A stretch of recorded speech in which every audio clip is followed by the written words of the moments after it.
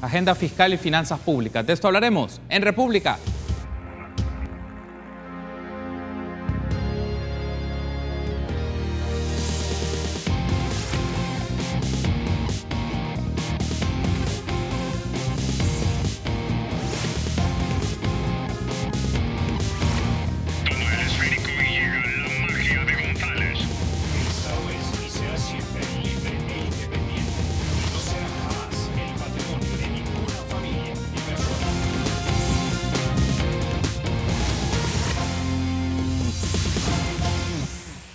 Muy buenos días, qué gusto que nos acompañe en una nueva edición de República. Les saluda Carlos Monterrosa, es un agrado que esté con nosotros. Miércoles 18 de julio, estamos a la mitad de la semana proponiéndole a usted diferentes temas que acontecen en nuestro país. Y hoy hablaremos un poco de la agenda fiscal, hablaremos un poco de las finanzas públicas, refinanciamiento de la deuda y otros aspectos que tienen que ver con las finanzas de nuestro país. Es un gusto para mí recibir a Nelson Fuentes, ministro de Hacienda.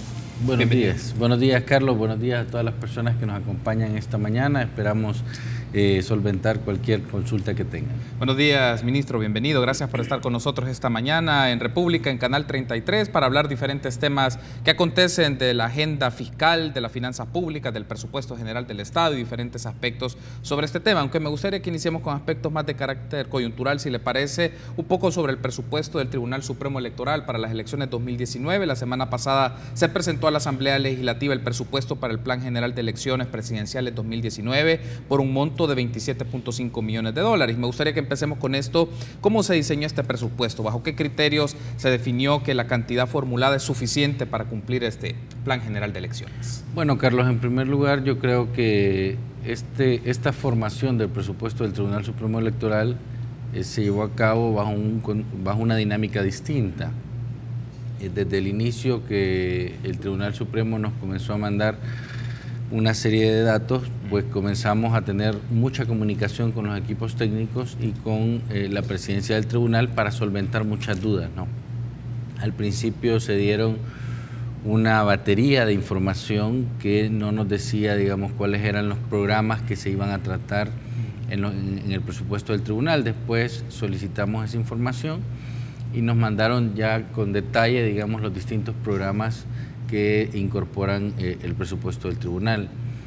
Luego pues tuvimos una reunión, dos reuniones con los equipos del Tribunal Supremo Electoral, nuevamente para solventar dudas, y al final pues logramos encontrar un punto de encuentro en el cual, valga la redundancia,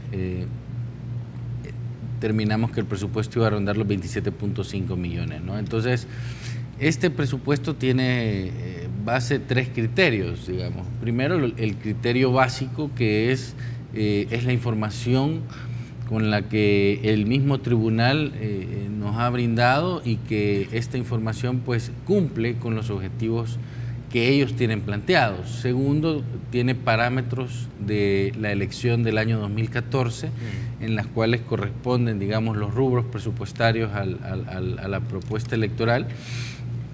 Y dos, corresponde a los criterios del año 2018, es decir, presupuestariamente, digamos, el costo de algunas medidas, de algunos programas, pues también están valorados en base a la reciente elección. Entonces, no va a pasar pues prácticamente ni un año para que se den estas nuevas elecciones. Y en base a esos tres criterios, pues hemos tomado en consideración estos 27.5 millones, que tiene una reducción de 9.9. Hay un aspecto acá que nos mencionaba, ministro, en su primera intervención, que es la siguiente. A diferencia de procesos anteriores, hay tres criterios que usted los acaba de definir que marcan cómo se diseñó el presupuesto para las elecciones generales o las elecciones presidenciales, 2019. Pero un aspecto que quiero destacar es: en ejercicios anteriores el Tribunal Supremo Electoral proponía, pero el Ministerio de Hacienda hacía recortes o ajustes. En este caso, ¿por qué cambió la metodología? ¿Qué hizo distinto que para este año se trabajaran sus equipos técnicos en función de unos datos, de una batería de datos, y se pudiera como consolidar de manera consensuada este presupuesto, y años anteriores o elecciones anteriores no se hacía? Bueno, yo creo que esto depende mucho de las dinámicas que se le imponga, digamos, el ritmo de trabajo y la forma que uno pueda disponer de cómo trabajar con los distintos sectores o con las distintas instituciones, ¿verdad? Yo creo que eso es importante decirlo de inicio, ¿no? Pero adicionalmente creo que es el primer presupuesto en el cual antes de ir a la Asamblea Legislativa, pues se va a reunión con los magistrados del tribunal, se presenta con ellos, se valora, se discute, se dan las observaciones de rubro por rubro, digamos, y sobre esa base acordamos un presupuesto que podemos llevar a la Asamblea y que estamos conformes con los montos que tiene destinado cada programa, ¿no? Ahora, antes de cambiar de tema y cierro el tema del presupuesto del Tribunal Supremo Electoral para las elecciones 2019, en términos generales, ¿cómo está configurado los rubros principales? Pienso solo en dos en particular, que uno es transmisión de resultados, que suele ser uno de los que demanda más dinero por las actividades que eso significa, no solo a nivel tecnológico, sino también de procesos, y el otro es en el voto en el exterior, porque también es otra modalidad que se va a implementar para las elecciones de febrero del próximo año. Entonces, en términos generales, ¿estos rubros cómo están definidos presupuestariamente en sus montos en particular? Correcto. Con el tema de votos en el exterior, ellos habían pedido 4 millones para un porcentaje de empadronamiento de más o menos 50.000 personas que se incorporaran al padrón electoral. Sí. Nosotros hemos tomado la decisión de manera conjunta que se les iba a dar 2 millones porque, digamos, el tiempo para llegar a las elecciones ahora tiene 2 meses menos y el tiempo para empadronarse pues prácticamente se termina a finales de agosto, me parece, agosto-septiembre. Entonces, basado en la cantidad de personas que se consideran empadronar y basado en el tiempo que tienen, digamos, se le ha destinado una parte para este proceso y una parte para un proceso de publicidad en el exterior, para que las personas, los salvadoreños en el exterior puedan acercarse y estar comunicados de que pueden empadronarse. Entonces, tomando esa variable, es que se les dio 2 millones. Con el tema de transmisión de datos, aquí hay 2 razonamientos que hacer. Okay. Dentro del programa del Plan General de Elecciones, ellos tienen un presupuesto de 4.58 millones. Pero eso es transmisión, procesamiento, divulgación de resultados electorales preliminares. Es decir, hay aspectos ahí que tienen que ver con publicidad, que tienen que ver con telecomunicaciones, que tienen que ver con varias etapas al interior de todo el programa de transmisión de datos. Pero hay un aspecto específico en este tema, y es que ellos tuvieron una donación del gobierno de Corea de todos los equipos de transmisión. Eso, si hubiéramos tenido que comprarlo, hubiera costado 2-3 millones de dólares, pero ahí está guardado en un espacio de almacenamiento en frío donde los equipos están, digamos, resguardados. Sobre esta base, la parte que se refiere solo a la transmisión de datos, a la comunicación que debe haber de equipo a equipo, es un rubro de $500,000, que básicamente solo es la contratación de los servicios de telecomunicación de los equipos de transmisión. Porque ya se dispone de ese equipo, porque ya se va a utilizar. Es correcto. Ok, ministro, bien, tengo que hacer una pausa, pero al regresar me gustaría que hablemos ya del manejo de la deuda y temas que tienen que ver con el trabajo ya con la Asamblea Legislativa y el presupuesto general 2019. Una pausa, regresamos.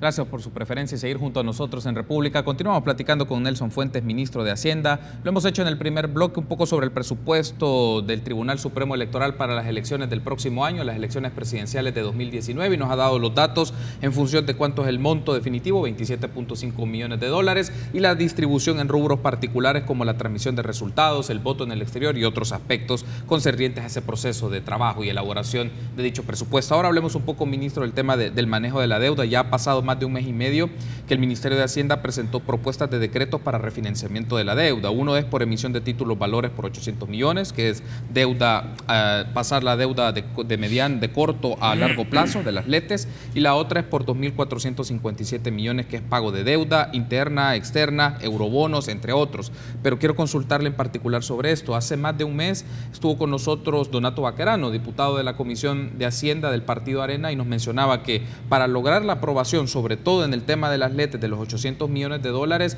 requiere como una condicionante modificar o establecer nuevos parámetros para la ley de responsabilidad fiscal. Para ser más preciso, ¿en qué consisten esos nuevos parámetros en los cuales serían eventuales modificaciones a la ley de responsabilidad fiscal como uno de los aspectos en los cuales la oposición podría considerar la negociación para esta aprobación de deuda, refinanciamiento de deuda? Yo creo que esto es importante. Hay dos proyectos de decreto que tienen que ver con el refinanciamiento de la deuda. El primero es los 800 millones de LETES, que lo que se quiere es cambiar deuda de corto plazo a largo plazo.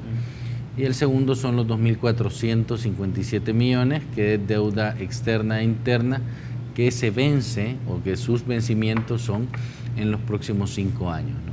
De tal manera que le dé mucha certeza a la administración pública siguiente. En cuanto al primero, estos 800 millones tienen amarrados, digamos, que para ser aprobados tiene que haber ley de responsabilidad fiscal. Hay que cambiar los parámetros, como dice el diputado Baquerano.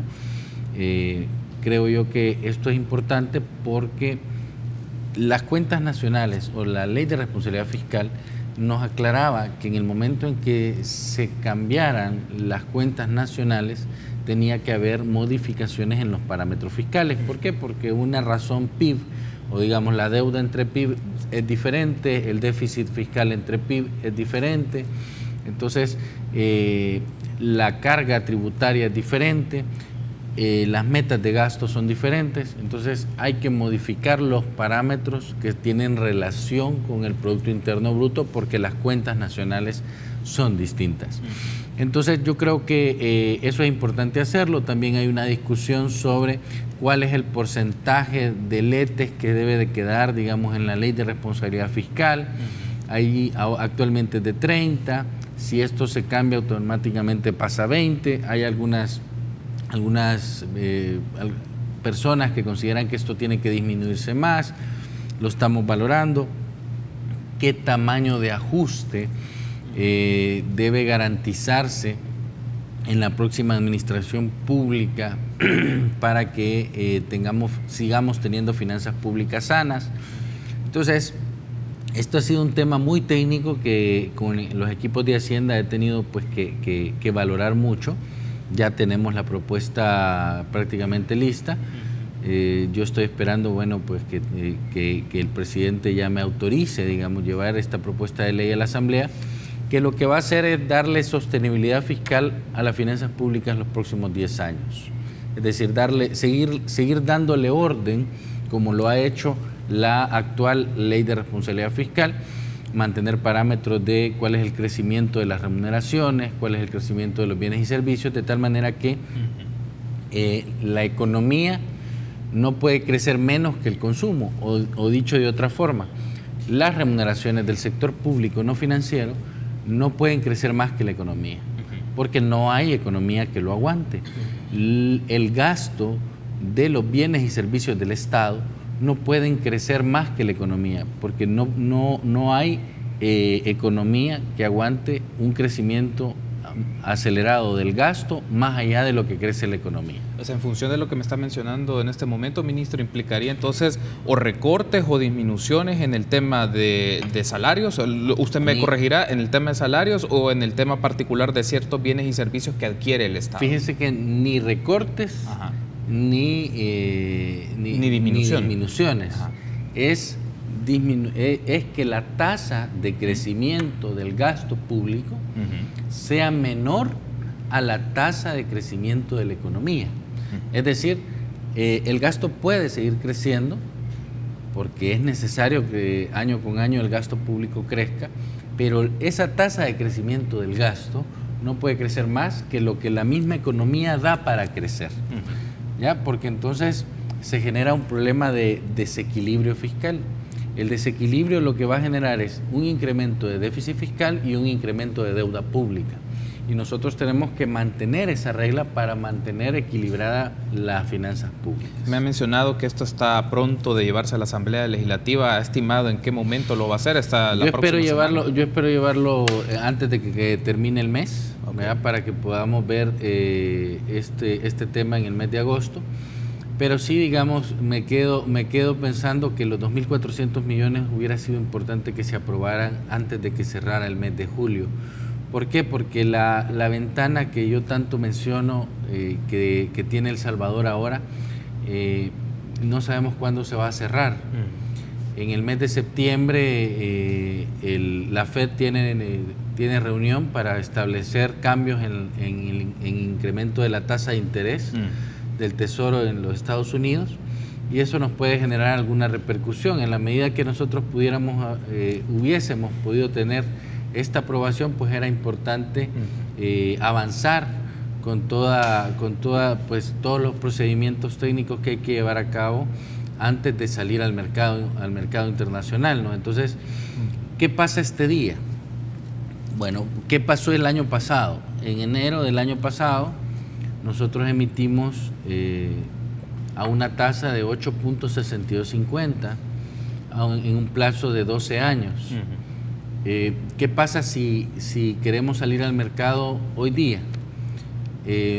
Si nosotros queremos vender el mismo bono del año 2041, es decir, estamos hablando de más o menos 20 años, la tasa de interés de ese bono para El Salvador, si quisiéramos salir este día, estaría más o menos en 7%. Sí. Es decir, fíjese lo que le estoy hablando, Carlos. Un bono a 10 años, hace un año nos costaba una tasa de interés de 8.62. Un bono a 20 años, a este día, nos cuesta 7%. Es decir, el riesgo país para El Salvador ha disminuido. Sí. Y los mercados internacionales, el inversionista internacional, está viendo a El Salvador con menor aversión al riesgo que antes. Entonces, esa ventana es por pocos meses.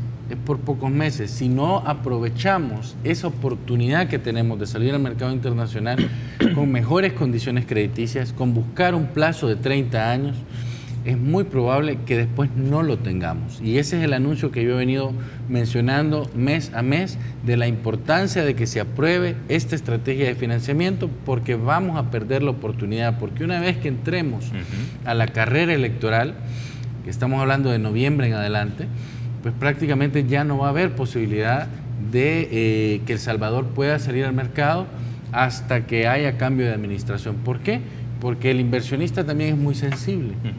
Entonces, el inversionista o se sale antes o se sale mucho después, porque necesita estar seguro que el contexto, la coyuntura del país es segura. Tiene las condiciones para que un inversionista pueda adquirir deuda pública salvadoreña. Entonces, esta ventana se nos va a cerrar entre septiembre y octubre. ¿Por qué? Porque no va a haber otro espacio, digamos, hasta junio del otro año para poder salir al mercado. Básicamente, ministro, como usted me lo ha dicho, este periodo hasta septiembre hay tasas de interés favorables y a un crédito o un pago a más tiempo que no le resulta caro para las finanzas públicas. Pero hay un aspecto que me llama la atención de lo que me ha mencionado. El tema electoral va a marcar mucho y ahí se va a cerrar esa ventana de oportunidad. La pregunta es, por las discusiones y negociaciones con los grupos parlamentarios, ¿usted considera que este criterio que me acaba de plantear es parte del análisis de los grupos parlamentarios? Pienso en concreto Arena, pienso en PCN y pienso en Gana. ¿Considera usted que es un criterio que están considerando esta ventana de oportunidad que se da de tener una buena tasa de interés a más tiempo, a más años, o es algo que también por la dinámica y la lógica política se podría dilatar? Bueno, yo esperaría que se aparte, digamos, el resto de discusiones políticas de la dinámica fiscal. La dinámica fiscal es una decisión eminentemente técnica, eminentemente financiera, que mejore las condiciones de los compromisos financieros y sociales que puede tener el país. Entonces, si logramos entenderlo, si logramos tener esa comprensión de que esa decisión técnica y financiera que mejore condiciones para El Salvador, debe ser vista aparte de todas las discusiones políticas que puedan surgir al interior de la Asamblea o al interior de los partidos políticos. Entonces deberíamos encontrar un espacio de aprobación para esta estrategia. Yo creo que ya hay partidos políticos que están hablando, digamos, con banca internacional para hacer las consultas si esta estrategia es viable o no. Y me parece que han tenido, digamos, por parte de la banca internacional una recepción o una explicación certera de que esto es importante hacerlo. ¿Por qué? Porque se vienen 2 incrementos de tasa de interés futuros por parte del Tesoro de los Estados Unidos.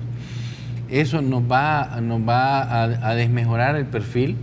¿Por qué? Porque nos va a aumentar la tasa de interés y aquello que queríamos lograr con anticipación nos va a tocar irlo a hacer a última hora. Básicamente esas tasas aumentarían en octubre o en septiembre de este año. Esperemos que no. Esperemos que la decisión en esa reunión de septiembre de aumentar tasas sea que hay que seguirla manteniendo. Pero si aumenta tasas, sin duda alguna, se perdería la oportunidad que tiene El Salvador para mejorar su perfil de deuda. Perfecto, tenemos que hacer una pausa, ministro. Al regresar me gustaría que hablemos de temas presupuestarios y otros aspectos que tienen que ver con el tema fiscal. Una pausa, regresamos.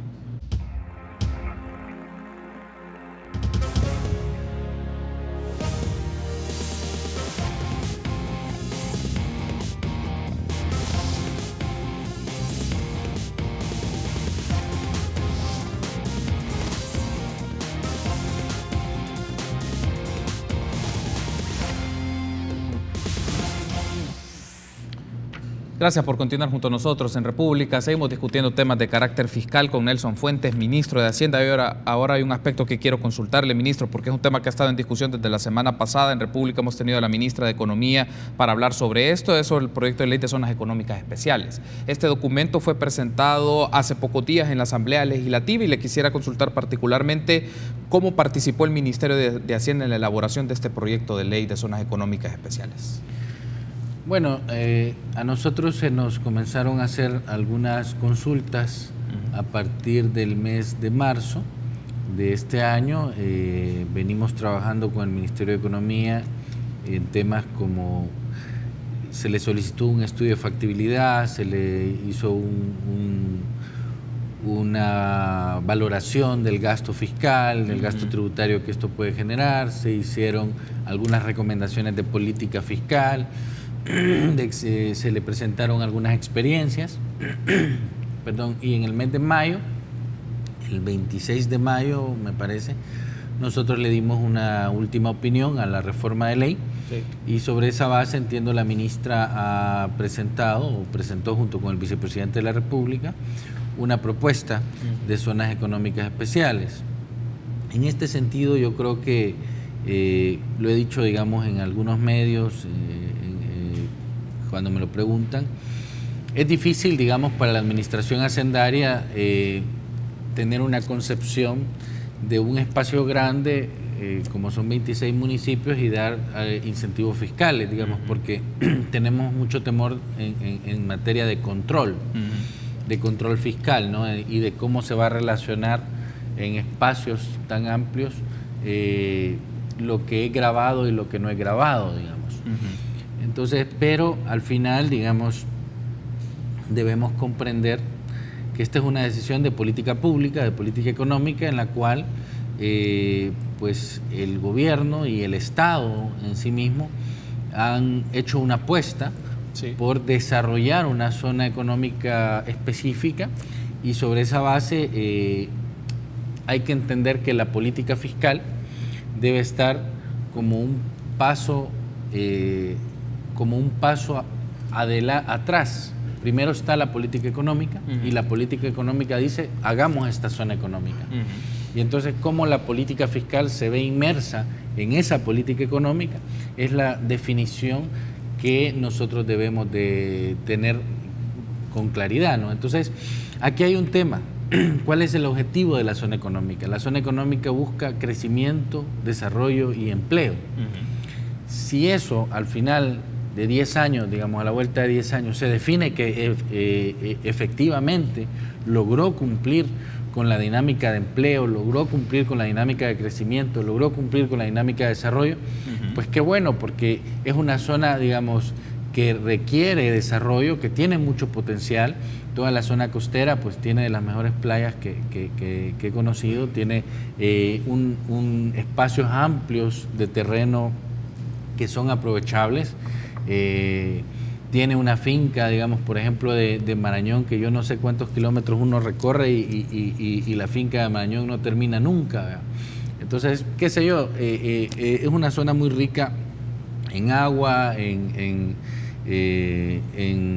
agricultura, es una zona muy rica en playas, es una zona... Entonces, aspectos para desarrollarla existen, sí, ¿verdad? Y lo que necesita es grandes inversionistas que quieran apostarle al país. Entonces, ahí la dinámica fiscal queda en segundo plano porque hay una visión de generar desarrollo y empleo. Ahora, si a lo largo de 10 años, 10, 15 años, no sabemos cuánto tiempo, nos damos cuenta que efectivamente no se logró esa apuesta estratégica de generar desarrollo, entonces sí va a ser un costo fiscal.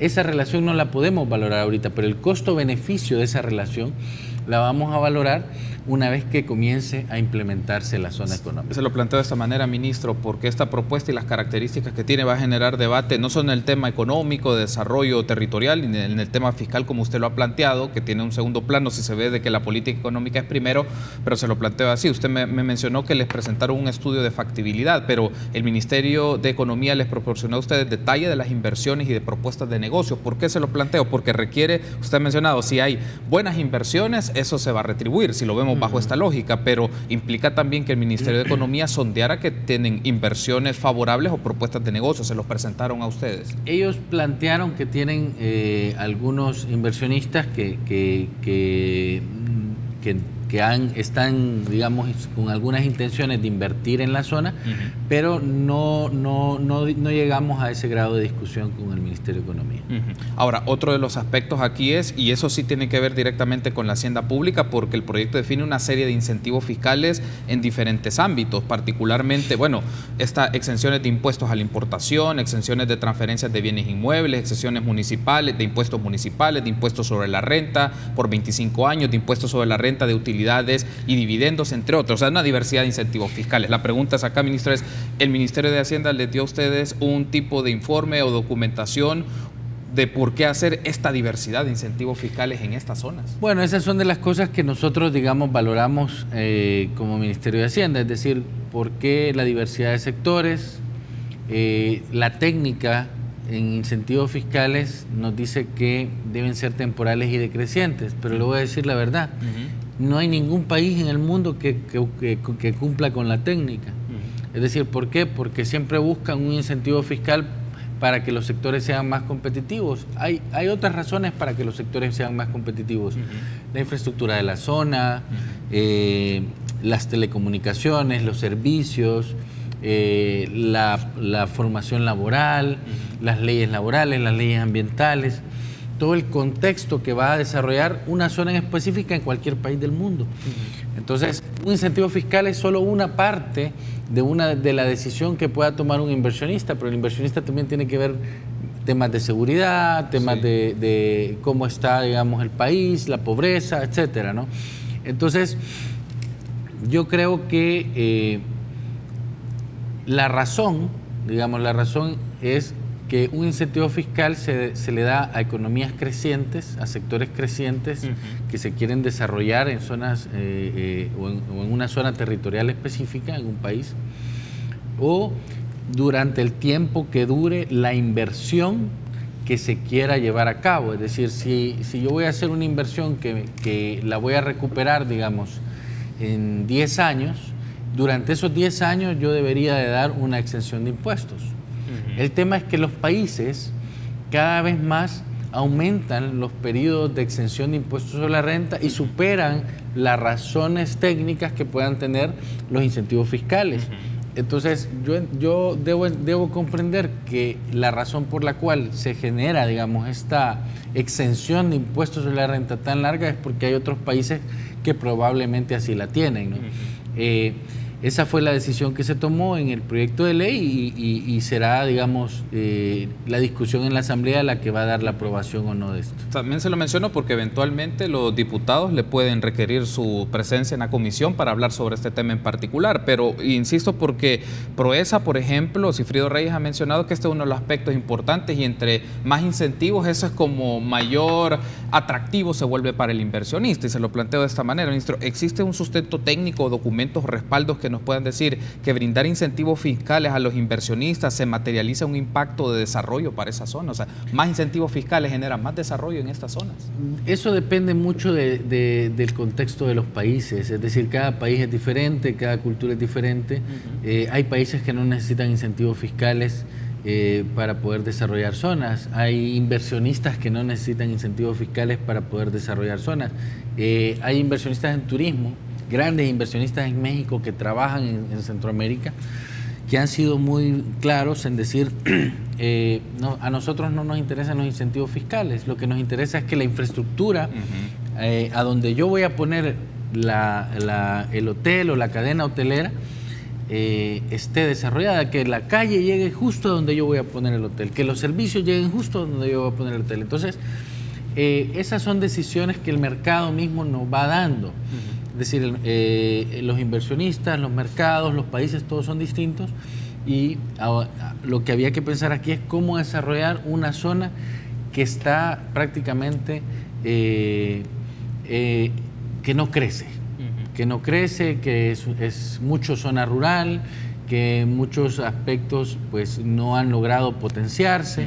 Y entonces yo creo que vale la pena hacer el esfuerzo y encontrar buenos inversionistas que quieran impulsar esfuerzos ahí. Pero en el caso de El Salvador en concreto, ministro, por su experiencia, por el conocimiento de las finanzas públicas, ¿usted considera que en el caso particular de El Salvador, por sus características económicas, de crecimiento y demás, es viable ofrecer ese tipo de incentivos fiscales? O sea, ¿considera que eso es el valor que se le puede dar agregado, por utilizar un término, al inversionista para que venga al país y diga, vamos a trabajar en esta zona? Se lo voy a responder de la forma siguiente. La política económica, en este caso, en esta oportunidad, debe ser más importante que la política fiscal.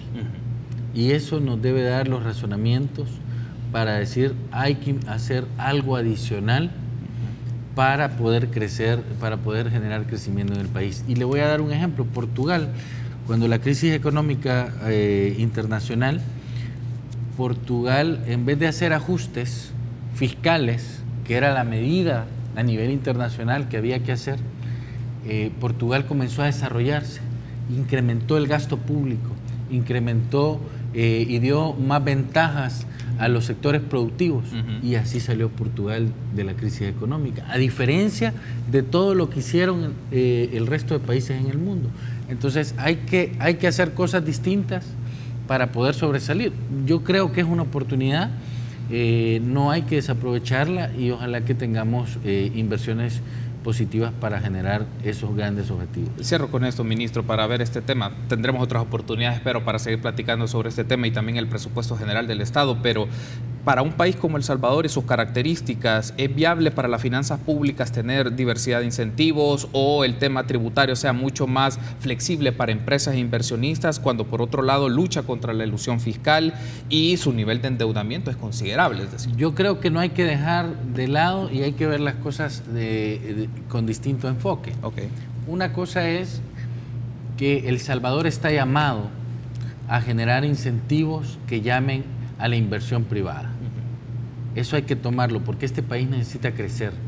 Más allá de toda la política fiscal que se pueda desarrollar en El Salvador, este país lo que necesita es crecer, y necesita crecer por encima del 3%, si quiere ser sostenible en los próximos 30 años. ¿Por qué? Porque es la única fuente de trabajo y de productividad que El Salvador tiene. Llamar a inversión privada, externa e interna. Si el crecimiento no viene a este país, vamos a pasar haciendo ajustes fiscales por siempre. Y no necesitamos eso. Lo que necesitamos es crecer. Entonces, hagamos una página. La primera página es crecimiento y desarrollo de El Salvador. Y esa página necesita una serie, no de incentivos fiscales, una serie de incentivos que llamen al inversionista a que se pueda desarrollar. Y la otra página es la labor que el fisco tiene que hacer para procurar que todos los ingresos tributarios lleguen al fisco en tiempo y sin excepciones de los contribuyentes. Eso implica que hay que disminuir los espacios de elusión fiscal y para eso estamos llevando factura electrónica, queremos llevar a la Asamblea de nuevo los precios de transferencia que fueron declarados inconstitucionales, de tal manera que podamos tener herramientas, la administración tributaria, la siguiente, para que pueda seguir haciendo sus procesos de auditoría y fiscalización. Entonces, no dejar de lado, son dos cosas muy distintas. Uno es una política fiscal enfocada al crecimiento y el empleo del país. Y otra es la labor que es una razón de vida que tiene la administración hacendaria, que es disminuir los niveles de evasión y elusión fiscal, haciendo que los recursos que efectivamente tienen que llegar al Estado no queden, digamos, sin cobrarse. Ministro, ha sido un gusto, gracias por haberme acompañado. Espero que nos sigamos encontrando en República discutiendo sobre este tema, no solo el de las zonas económicas especiales, nos queda el tema del presupuesto, bueno, ante una de las resoluciones de la Sala de lo Constitucional sobre las operaciones financieras, sobre ese marco legal. Entonces, ¿qué aspectos vienen también para la finanza? Espero que nos volvamos a encontrar y sigamos platicando sobre ello. Gracias, Carlos. Me ha gustado mucho la entrevista y a sus órdenes a todas las personas estamos ahí disponibles. Gracias, ministro, por habernos acompañado. Permítanos una pausa, continuamos con más entrevistas.